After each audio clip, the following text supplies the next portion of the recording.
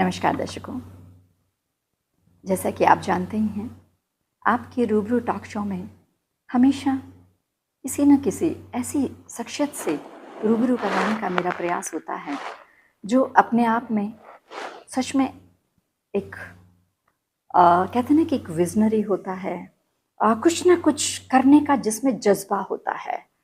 और आज मैं आप लोगों को ऐसे ही जज्बे वाली शख्सियत से मिलवाने वाली हूँ।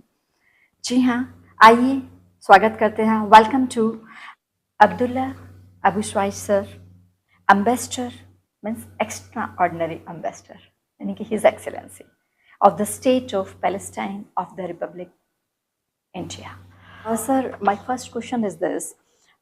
What are the current humanitarian challenges facing civilians in Gaza, including access to food, medical aid, and shelter? Thank you so much indeed, Shoshma, for having me today, and to thanks in at large Oasis News for coming to interviewed me. When we talk about the humanitarian crisis, just I would like to take you a bit back when even His Excellency, the Secretary General of the United Nations, when he said more than 1 year ago that Gaza is not facing a humanitarian crisis. Gaza is the crisis of the humanity at large, which because wording have a meaning, so that yes, Gaza is the Palestinian question is, and at large, of course, Gaza, because Gaza for 2 years was in the at the eye of the storm itself. Gaza is the crisis of the humanity because 2 years and 3 days of relentless, continuous live stream, televised, textbook genocide, and no one dare to tell Israel to stop, or no one took any action to enforce Israel and its supporter to stop this carnage. So Gaza was and is still the crisis of humanity because Gaza exposed the hypocrisy and double standard in worldwide, while the international community, in particular the European country, imposed nearly 30,000 different type of sanctions against Russia because the war with Ukraine, they did not dare and they did not put aside some sanctions that was imposed by Spain, but the international community, EU, and the European country was not there to impose any single type of sanctions against Israel after 2 years of relentless, continuous, again, live stream genocide on Gaza. This is the exact situation at large, but if we want to go through what exactly happened in Gaza for the 2 years. And my family, unfortunately, I born in a refugee camp in Gaza, so that my family is there. And when we're going to classify the challenges that faced and still and will continue to face the Palestinian at large, then in Gaza in particular, we have tens of different type of challenges. All of it is devastating challenges. All of it need a real international intervention to make sure that the Palestinian will back again from the ash. We will back for sure, but we want to make sure that we will back very soon. It should not take us tens of years to back from the ash again. So that, but again, let us talk about the critical issue that is facing the people right now. 95% of the Gazans people is internally displaced, living in tents, plastic tents, and shelters. So that this, and we are talking about, we are in Palestine in the upcoming month, the winter will start, and it will be the third winter for the people who is living in a tent and in a plastic with zero type of support, I mean heat support and all of these issues. This is one of the challenges. The second challenge is that Gaza is still enduring the starvation itself, the humanitarian aid that even it was start coming to Gaza, it's not in a vital amount, so that the people is still there is starving.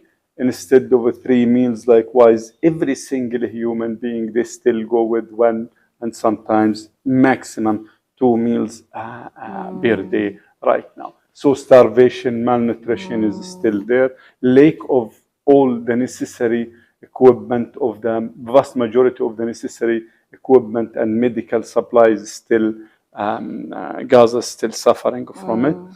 Also, Gaza is, or the people in Gaza is still suffering from the unexploded ordnance, which we are talking, even the Israelis talking about 7,000 tons of unexplosive ordnance is still under the rubbles in the streets and everywhere in Gaza. This is this is an unbearable challenge that the people is still facing it. But aside that, we are talking about the vast majority of Gaza. There is entire towns in Gaza like Beit Hanun, and the north of Gaza is utterly, totally was razed and destroyed. So that, and this make approximately 70 to 80 million tons of rubbles in Gaza, and all of these rubbles should be removed. Street is destroyed. There is no infrastructure at all. They intentionally destroyed the universities, the schools, the asphalt itself, they uprooted it. Everything in Gaza is destroyed and collapsed, so that when we talk about, again, the humanitarian situation, it's a devastating humanitarian situation, catastrophic humanitarian situation. Let us just remember that 67,000 of the people was killed already. And all of them, without no exceptional, is innocent, and we mean it, because all the names is there. The 67,000, all of their names is there. And Israel yet did not told us that this or this person or that person is one affiliated to Hamas or one of the affiliated to the military group. So when we talk about 67,000, we mean it. The names is already published. Also, we talk about 12 to 15,000 whom is utterly, completely disappeared. We do not know many, thousands of them. We already found many of those, hundreds of their bodies is decomposed already in the street. We collected it, but unfortunately, we did not know to whom this body is belong. This is the problem. So that we are talking about 12 to 15,000 is still missing. And many of the families did not know whether their child is in the Israeli jail, under the rubbles, killed, or what exactly happened to them. So this is a pain that no one can bearable it. Any one of you here in India, when he missed the communication with the connection with his child for 1 or 2 hours, he will not be able to sit.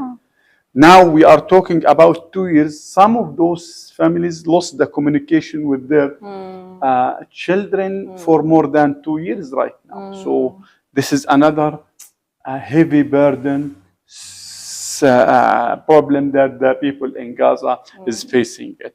To talk about the devastating situation, the challenges that the people in Gaza facing it, we need tens of hours to talk about it. Then to put it in an official way, we need an investigation committee, inquiry committee to come to investigate what exactly happened in Gaza, to come with pure statistical figures about what happened exactly, and to give us an accurate figures about every single type of losses that we are enduring.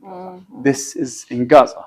But when it came to West Bank, which is under the Israeli occupation, every day the Palestinian people enduring in every day tens of terrorist attacked by the terrorist Israeli militia settlers.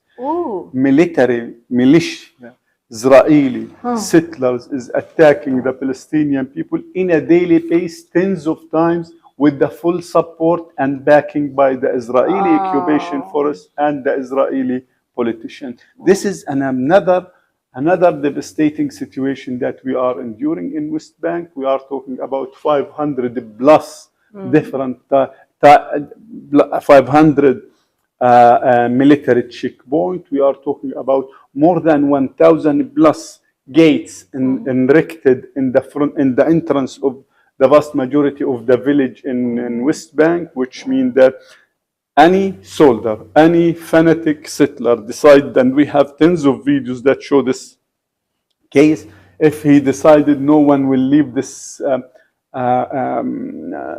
this village today, or no one will be able to back to it, just one settler can do that, and he will be fully backed by the Israeli military army there, the occupation army there. To talk about the situation in West Bank also, we have tens of devastating and unbearable measures that had been took by the Israeli occupation to make the Palestinian life there, or to make the West Bank likewise Gaza, unlivable place, so that to push the Palestinian out. What is